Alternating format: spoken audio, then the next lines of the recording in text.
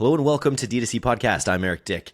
Today we're going deep on creator whitelisting with Ed Staples, Director of Media for DTC Darling brand The Farmer's Dog, and Caroline Levere, Founder and CEO of Grapevine.ai, which provides high-performance whitelisted social campaigns at scale and on demand. If you're looking for incremental scale from new, unique touch points in your social feed, it's time to consider whitelisting with creators. Anyone who's done this knows how much work goes into building campaigns this way, which is why Grapevine's end-to-end service is so attractive to Ed and The Farmer's Dog. In this podcast, you'll hear all about how Ed builds out his creator campaigns on Grapevine. You'll learn about the power of comparison campaigns from third parties, how whitelisted campaigns produce higher AOV and LTV, and why creator content is absolutely critical going forward in our creative as targeting world. On with the show. Word of mouth is one of the oldest forms of marketing, right? I'm going to trust opinions of restaurants if I hear something from a friend versus if I see an ad from the restaurant or any product. And so this is just almost like a viral word of mouth strategy to really get that social proof and get people that, you have someone that looks like you, feels like you, talks like you can relate to, that's telling you something versus the brand is telling you something. We are now more used to than ever before encountering random stuff in your FYP on TikTok and buying a product as a result of some stranger saying, hey, I actually really like this. So, can we create opportunities for people to trust publishers they've never heard of? The answer is yes, because it doesn't boil down to who you are, it boils down to what you're saying and how you're saying it.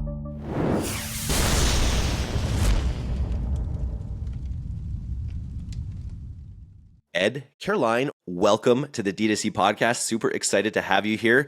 Ed, why don't we start off with you and talk a little bit about your experience using creators and influencers for The Farmer's Dog over the last few years?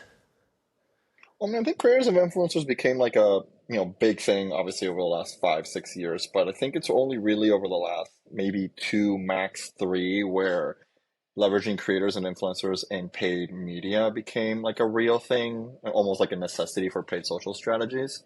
I feel like I've only been at The Farmer's Dog for the last 8 months, so I can't really speak to just the last few years of The Farmer's Dog. But I think all companies that I've worked at have tried to figure out what the best way to leverage these partners are. The presumption is that by leaning into more organic creative, and this is still true even 2 years ago, not just last year, but even 2-3 years ago, I think the presumption was that by leaning into creators, we could not just own greater market share of the available impressions that we're presumably showing to the audiences that we're targeting.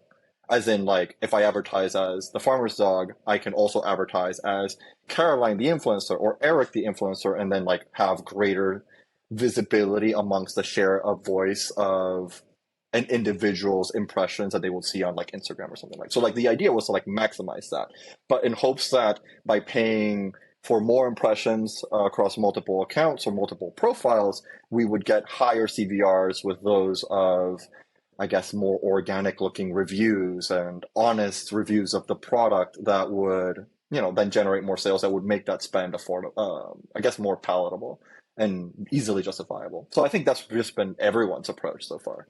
What would you say has been your biggest challenge in scaling this style of marketing in the past?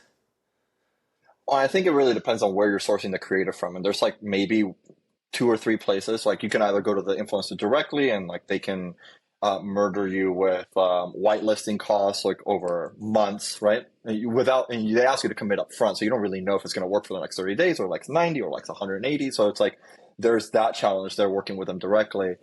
There's also working with individual creative agencies who can create content similar to that which you would whitelist through a specific influencer, and they'll charge you on a percent of media, which can very easily be much higher than the conversion rate or click-through rate offset that you would need to justify the percent of media. And then you can work with companies like Grapevine, who sort of are in between, still a percent of media, much cheaper, but D2C oriented content creation, which is not necessarily what all influencers will do for you. And I think that's ultimately the biggest challenge with working with any sort of creators. Can they sell to people who don't know them?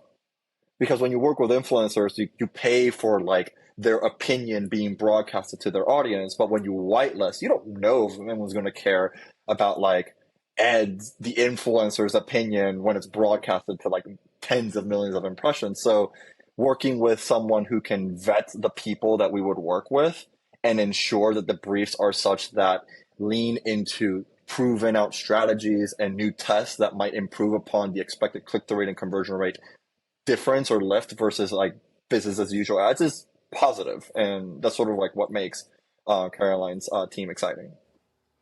Caroline, why don't we bring you in here from Grapevine? Tell me a little bit about your background with the business. Yeah, so my background with Grapevine, we started the business about a year and a half ago. Just noticed kind of what Ed was saying, this opportunity in the market where brands are needing content from third-party voices. They're needing that creator content to leverage on any paid social platform.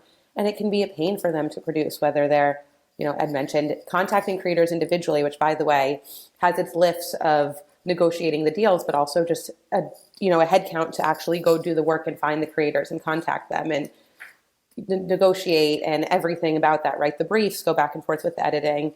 Then there's the other options that are some of those bigger creative agencies. There's also some platforms where it's just self-serve, and so it can help with finding the creators, but the quality can be really hit or miss. So there was this gap in the market of performance-driven creator content that's really curated for the brand when they need it. So we launched with that and have grown the business a ton since then, and now work with brands on really any paid social platform and provide them with any creator voice, static ad, video ads, editorial ads, and then also do the testing piece. So like Ed was mentioning, you don't necessarily know, will that resonate and how will it resonate? And so that's where we come in to help come up with those ideas that we have a pretty high bet will work, but also then go back and forth and iterate and test and do it at a really high speed to make sure that brands always have content they can be running. The other piece too, and this is coming from me that I haven't organized whitelisting campaigns in a while, but when you're working with people that aren't in a Grapevine system, even just that process of explaining the process of what whitelisting is, yes. how to get it hooked up is can be such a hurdle. So I imagine that's a good piece that you solve as well. Yeah, 100%. So it's very easy for a brand. They just pick a creator. Here, I can, let me just share an example quickly so you can see just how easy it is. Perfect. So we make it really easy for brands. They can browse creators in our network at any point. They can favorite them. We'll also recommend. They can see ideas that our team has. Our team can, the brand can also add ideas. From here, all that they have to do is select the creator and then hit create campaign. And then literally they wait, and it's like Uber Eats. You watch the progress of your campaign throughout here. You can see it's in briefing mode. We're creating it. It's ready to launch. We give the brand everything they need to launch. And to your point on the actual handle sharing, it just shows up in the brand's business manager. We cover all of that. We work with the creator to make sure that's really, really simple. We provide creatives, the article. So all the brand now has to do is launch this in Facebook. They can sit back and relax and not have to worry about any of the heavy lifting and any of the headache that can be every single piece of trying to launch a whitelisting campaign. I think, Ed, you spoke about it earlier, and it's just, I imagine products like this just really improve the hit rate because there's so much that goes into organizing these campaigns, from the creative to the whitelisting to the making sure the influencer is the right person. If you're starting from scratch, I bet the hit rate is a lot lower than when it's like fully curated in this context. I think you're right, but there's a little bit of nuance there. I don't think it's the product. I think it's the team behind the product, right? Like there are other products out there that can also enable you to easily whitelist and allow you to find influencers, but that still puts the work on you to identify what the actual influencer you need to work with is, like, which is not too dissimilar to you reaching out to someone through their agency or through like a DM. And what I really like about like the ethos of Caroline's team on the Grapevine side is that like they are performance marketers. So they know what has worked. They have visibility into other brands, so they can share with us like what could be working or what the test should be. And it sort of really, if anything, outside of making things extremely convenient, it makes them convenient by not requiring me to dedicate a lot of the hours of my team that goes into actually not just vetting the influencer, but briefing in the actual content. Like this is one of those very rare moments where having like a middle person is actually really good, because it really cuts off a lot of the extra time that you commit to just making sure that what you're doing is kind of a good idea. Whereas here, you can actually go into it feeling very confident that the influencers that you're working with are likely ones who have done this before, at least once with some success at a minimum, because they're being vetted by the team before they're even part of the network. Whereas with other platforms, anyone is welcome because they're just trying to increase their, I guess, who's from like a client perspective, like me, or from an influence perspective, like people who you would pay as a brand, right? So I just think having that additional filter is what gives this company a lot more value or a better of an edge over its competitors. Yeah. And then that data piece, also something that Ed touched on, is really having a pulse on what is working and seeing broader trends across all of the verticals that we work in and looking to see what is working. How can we now how can we now apply learnings to really improve like the quality across the board of everything that we're doing, and increase the hit rate right off the bat, change creative briefs, try new, we have a hook that worked really well in these two different verticals. Let's now try that hook in a few other verticals, and continue to grow and help brands scale. How does your content work? So a lot of, at the agency we're partnered with, we do a lot of like, creator content that's just sort of direct to camera, where they're pitching a product, they're showing how it's used from their perspective, things like that. What kind of content do you sort of specialize with at Grapevine? Is it that direct to camera stuff, or is it more educational, more infographic style? Yeah, a little bit of everything, honestly. It really is going to depend on the brand and what they're looking for. We have brands that have leaned into doing comparison campaigns, and so the videos, and then there's also an editorial article component. So it's video ads, it's static ads, it's the creator whitelisted handle, but it's also this editorial article. And so we've leaned into the comparison thing. That can work really well when there are other names in the space that are as big of a name, if not bigger of a name than your brand is, to really capitalize on their brand awareness and now use this. The goal of these articles is not to trash the competitor and say that they're terrible. It's just to highlight the value props of what may make someone choose your brand versus their brand, in a really authentic and educational way. So that's one thing we definitely do, like just the testimonial, direct to camera videos, unboxing videos, 5 reasons why. Anything that what we're trying to do is uncover problems that consumers have and how the brand can be a solution to those problems. And now how can we bring that into a variety of different styles of content? Sounds very much like performance marketing. Exactly. I will also just quickly add that like I've worked with Claire for a very long time, and like the best performing ad I've ever done, or we've ever like built together, has been a comparison ad, which I think is like really funny because I just personally, as an end user or as like a person who's advertised, so just like I don't buy off of them, but like so many people do, and it's like it's the behavior of the customers there is also very different. So it's like it's really important to keep in mind that like what you're putting out there will beget different types of customers. And if you're savvy enough to sort of read into the data to recognize that, then you might actually be able to like justify even higher CPAs on an ad that you would otherwise say no to, right? So being able to like just measure that through those lenses, those lenses being like what type of content performs and how does it get a different customer is actually pretty interesting. But like the comparison ads, I was always skeptical of, and they always worked. Like this brand versus that brand. Yeah. Which is interesting because that's not a super personal style of like creator content in a way, right? Like that. Right. So it's a little counterintuitive that you're going to see something that looks like visually polished from a creator and have it still resonate in the same way that maybe the rest of their content does with their audience. Yeah. So we structure the comparisons. I like to say that it's like a little bit of a science now that we apply to it, where it's not just like saying, hey, here's like a chart and here are some differences between this brand and this brand. Because by the way, we've tested the chart and we've tested content that has the chart at the top or where most of the article is a chart hasn't performed. It's when you can get into like, if you have this problem. So like, one of the first ones we ever did was Mirror versus Peloton. It was like, if you have, if you prefer something that's smaller to save space in your apartment, if you like cardio, you might, if you like cardio, my opinion is you might like this one more. If you want to be able to do personal training, if you're looking for a larger diversity of strength and toning classes, you might want to pick this one. And so really lean into like you can bring in that authentic piece through the lens in which you're writing the content and producing it. To Ed's point, it will hit different people in the market. It's also just like to lean on what Caroline was saying, like the last statement, like you're talking to different people at different points in the market. It's like that's like the key differentiator. I think that we spend a lot of time thinking a lot about like, well, what are the hook rates and what are like the hold rates, and to like really evaluate how people consume media. But I think we as marketers might undervalue like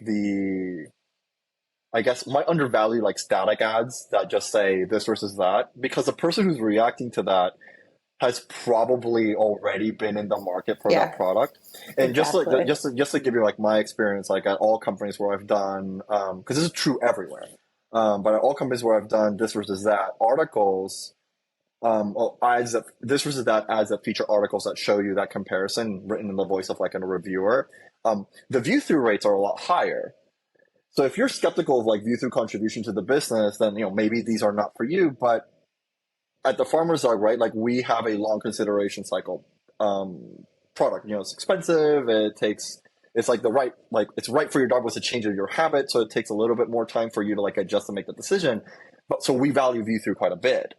But if you're like selling razors, maybe you might not want to value view through. So it really depends on the business. But what is interesting to me in terms of like seeing higher view through rate, which I've seen everywhere, is that these are likely people who've already been wanting to buy your product. And this is like seeing that impression. Even if you don't end up clicking through, knowing by interpreting the actual ad, knowing which one is actually the winner, which you can kind of do sometimes, you'll just go ahead and go buy it. Yeah. So I don't know. There's like a lot of value there in identifying different people at different parts of the funnel through different types of creative. Exactly. And like using this article, to Ed's point, we have a lot of brands that will use these comparison articles, honestly, strictly just in retargeting, because they want to target consumers that have some brand awareness. They know that they're in the market, and this might be the final piece that pushes them over the edge. Similarly, using it on search when people are searching for your competitors, bidding on those competitor keywords with content that educates them about the difference is just going to be way more powerful than driving them to your own landing page. It just bakes social proof into the process. And that's the part that I think is so interesting. We're talking about it a little bit here, but in marketing, it's so easy to get locked into your blind spots or into like the hooks that are working. You kind of put those out there. But what I love about whitelisting specifically is it just adds that other element to your creative in a way, right? Like not only are you promoting your product, the creative that promotes the product, there's also this aspect of like who the person is, who's, even if you don't know that person, you can see like, oh, they're this kind of person, or they're really into fitness. I'm really into fitness. It just becomes another layer of the targeting that can create affinity to your brand. And especially, I love that concept of doing it lower in the funnel, like in retargeting, because that's really where you're in that consideration phase. And then at that time too, hearing other people who you resonate with, resonating with the product, is probably really helps you push over the edge.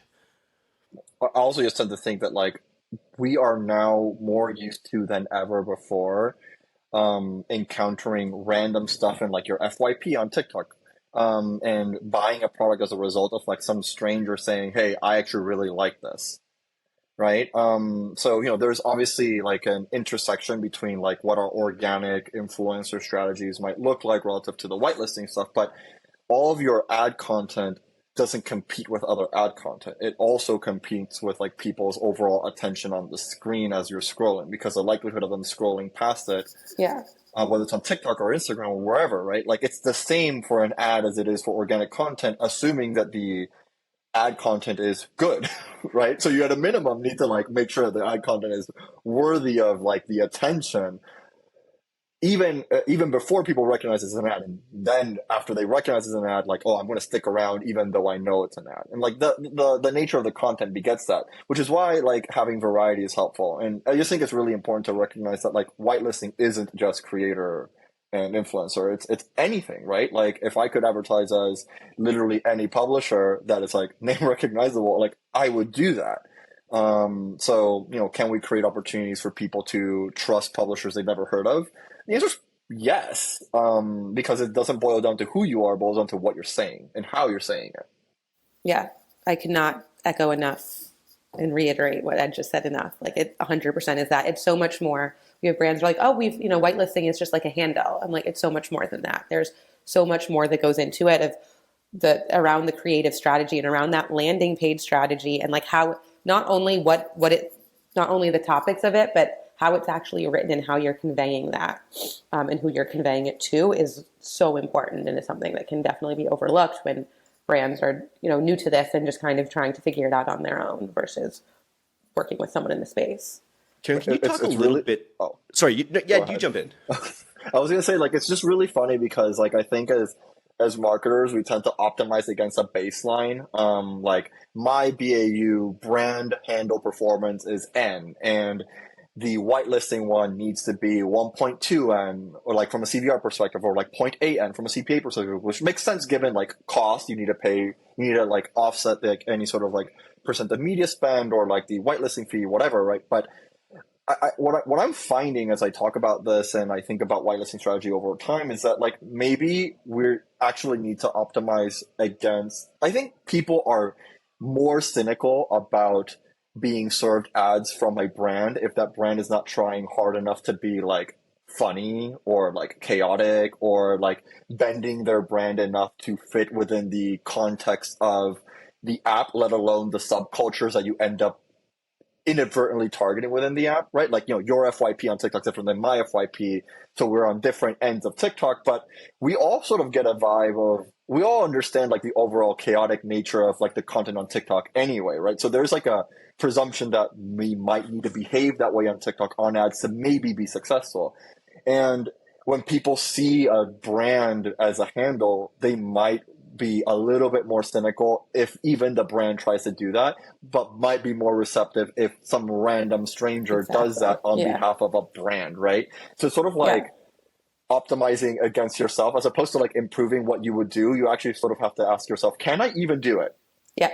Like the comparison thing is something you really can't do when you're a brand, because obviously you're going to say that you're the best. And it's something I've been thinking about throughout this conversation. It's like word of mouth is one of the oldest forms of marketing, right?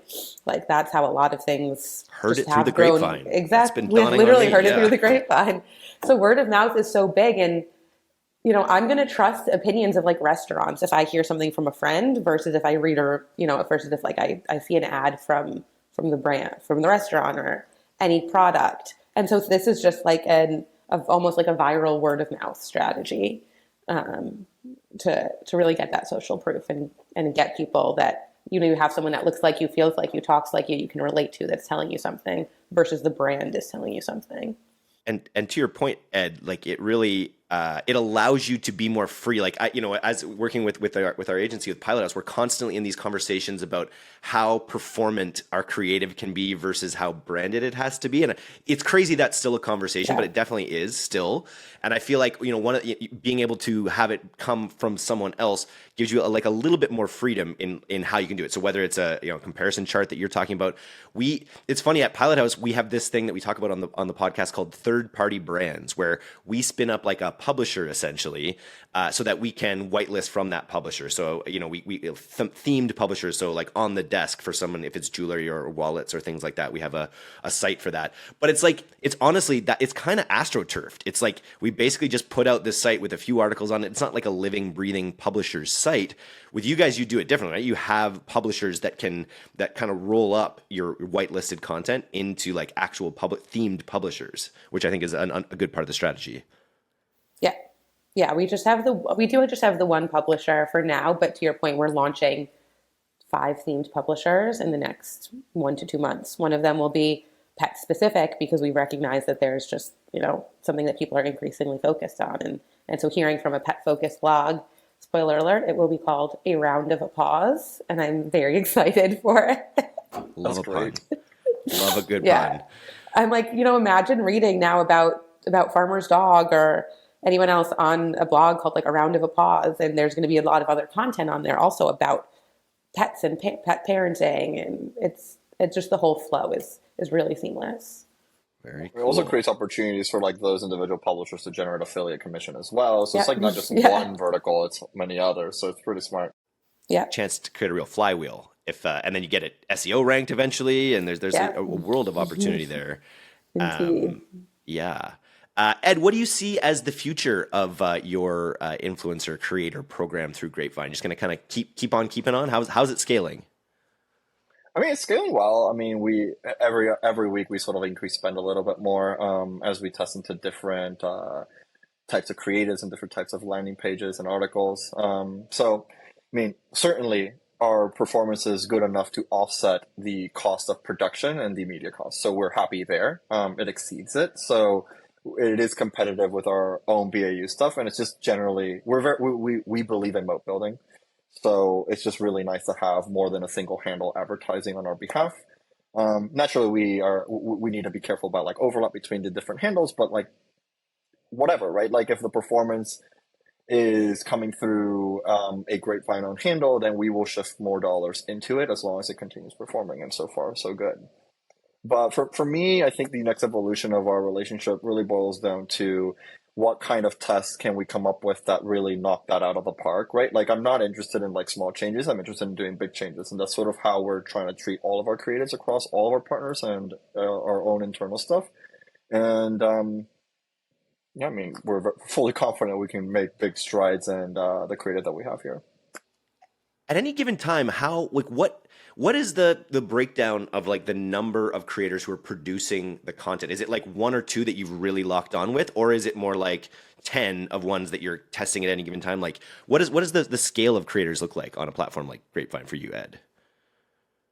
I mean, I think it really depends on the amount of budget that we're willing to allocate at that point in time, right? I feel that a different way of asking your question is sort of like the quintessential question of anyone getting into marketing who doesn't know how to do paid social. It's like, well, how many ads should I request for my creatives? It's like, the answer is as many as you can get, right? Independent of whether or not you can run them, because having options is better than not having options. So my best answer is like, there isn't a specific number. The number is N relative to volume of spend relative to the distribution of said volume across what is actually working and what is not working. So we always like having some creatives in reserve. We always like having ideas in reserve and being able to like execute on them really quickly, or even like changing our product roadmap or our creative roadmap with Grapevine like overnight and being like, hey, I know we were working on this, but like this now is working really well. Can we get variation A3 instead of getting new creative B, right? To continue iterating on what was working, because at the end of the day, like, I mean, I get paid and Grapevine gets paid on the grounds of our CPA going down and our volume going up. So for us, it's about remaining as flexible as possible and not holding ourselves accountable to some like random number of creatives we need to get in order to distribute them evenly. Like, I don't really care if we're spending on one creative or 20. I just care that the performance is better and our roadmap reflects how our performance is getting better. Very cool. Caroline, I wanted to ask you, from your perspective, like you've mentioned a few, obviously the Farmer's Dog's a really established high scale business. What scale of business do you generally find is the sweet spot with Grapevine? Yeah, good question. Because our business model is such that we can work with the small $1 to $5 million Shopify store. We can also work with the unicorns. So whether it's Farmer's Dog, pros, that being said, I would say that the sweet spot is, I wouldn't say that it's in terms of like how much revenue they make or how big they are. It's really going to be, have they cracked Facebook for themselves, and do they have solid Facebook performance that they can grow and scale on their own, and then we can plug in and help grow that. I've worked with brands before where they haven't had that and they've looked at this as a silver bullet to be like, oh, well, we can make this work. And it's hard to make something work when you haven't quite figured out your own messaging and your audiences and all of that on your own. So that being said, like if I had to pick a number, it's probably if a brand is spending like 75 to 100K a month already on their own ads, we see solid performance. Below that, it can be hit or miss, but it's going to be more about like how mature are they in the Facebook space in general with their performance. Makes sense. And obviously everyone's looking for incremental scale, right? Yep. And I think that's something, by going into this creator market, by going into the whitelisted handles, you're sort of like, you're going to uncover new audiences, you're going to uncover new blind spots, and it is going to be incremental, right? Yeah.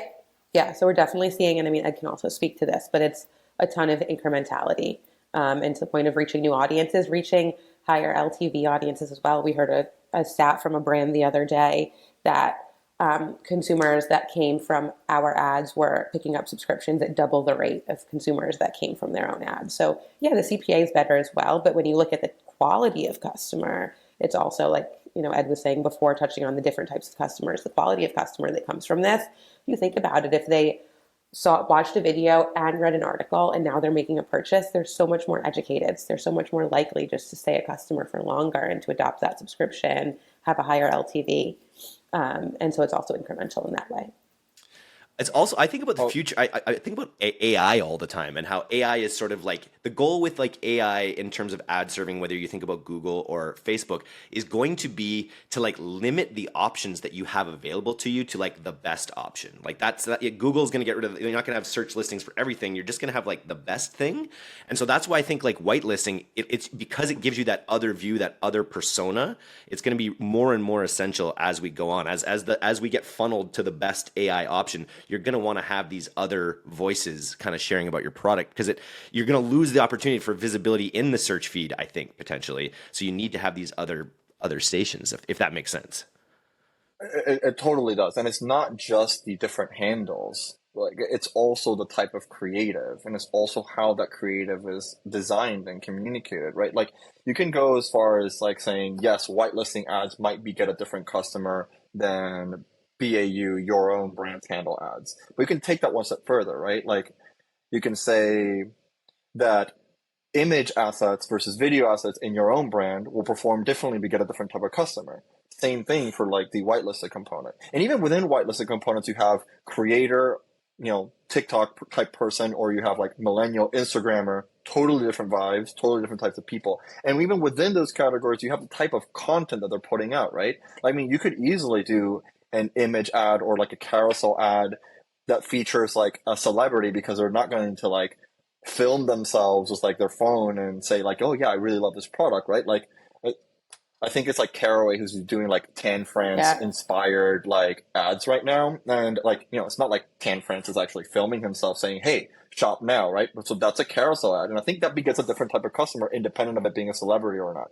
not. Same thing with like, I think I was talking with someone else about like, if you find an ad or like a piece of content that you don't realize is an ad, but it's like someone interviewing someone at like a park, like Washington Square Park in New York or whatever, right? That's different than the same interview, the same words being shared, the same questions being answered in a podcast setting, because visually speaking, that content will resonate with someone different according to your point, Meta's machine learning and TikTok machine learning, the way they identify where the impression should be served, which is not just a function of the individual user, but also whom interacted with it in the first, N impressions that were served during the learning phase, right? So I think this really just boils down to like marketers, if they're not doing this yet, they need to start thinking about like the creative is the targeting. So when we say something like audience, it can be very misleading, right? Because it could be interpreted as, oh, you're doing a lookalike audience off of like Grapevine's Grapevine buyers, or like people who visited that specific landing page. And it's like, cool, yeah, do that. But that's not really the only lever for audience. It's actually the creative that you launched within the audience that you targeted. So you can do broad match or broad targeting on Meta and broad targeting on TikTok, and leverage ASC on Meta or smart campaigns or smart bidding on TikTok, and allow the creative to find the niche within all of the country that you're advertising to. And like, that's what, AI is doing for you today. And if no one's thinking about it that way, if you're not thinking about it that way, you should be. This is a concept of creative mix modeling that I'm thinking about. Like, what is the right balance of creatives I need to have in order to justify my CPA? Because if my CPA varies on the types of creative I have, and the types of creative I have beget different types of customers, I can afford higher CPAs if I just change the type of creative begetting different types of customers. And I think that's really where the magic is. When you go fishing, you don't go with one lure. You know what I mean? There's a tackle box for a reason. And so I think having different lines in the water, different pieces of tackle essentially will beget broader customers, more customers. Do you guys fish? I don't. I don't. Okay, we'll just leave that metaphor then.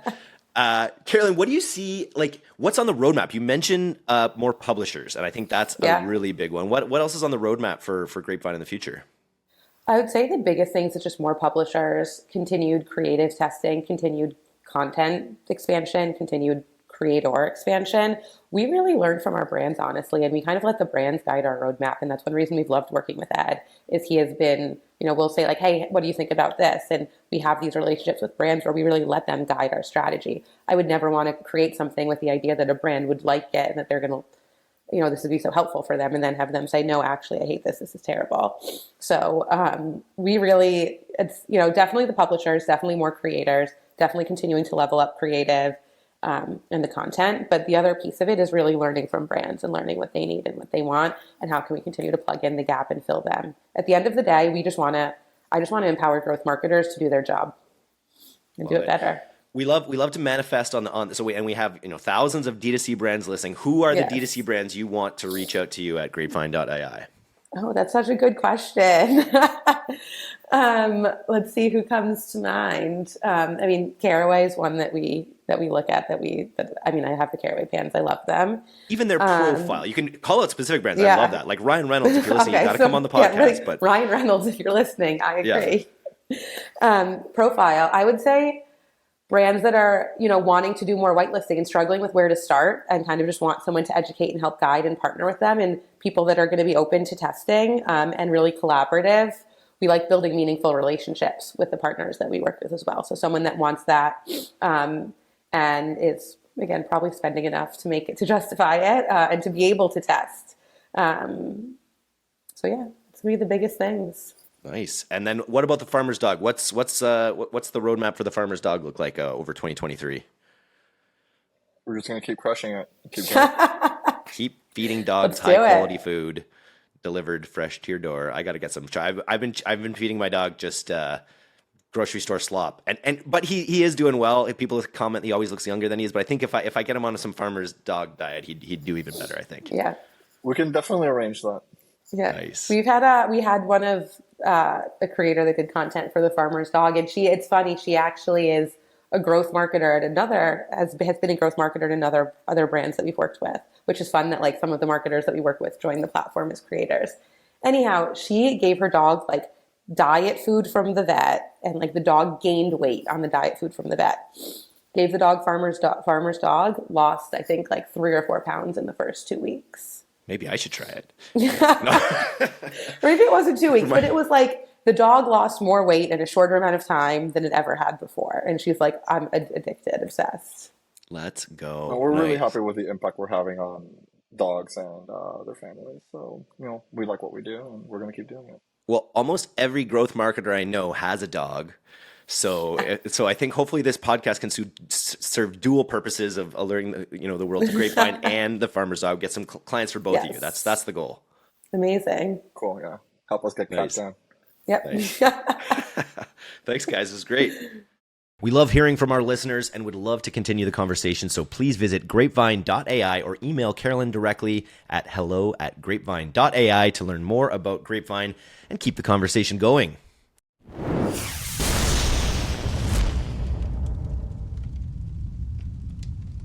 Thanks so much for listening to today's episode. If you're not a subscriber to our newsletter, you can do that right now at direct-to-consumer, all one word, .co. I'm Eric Dyck, and this has been the D2C Podcast. We'll see you next time.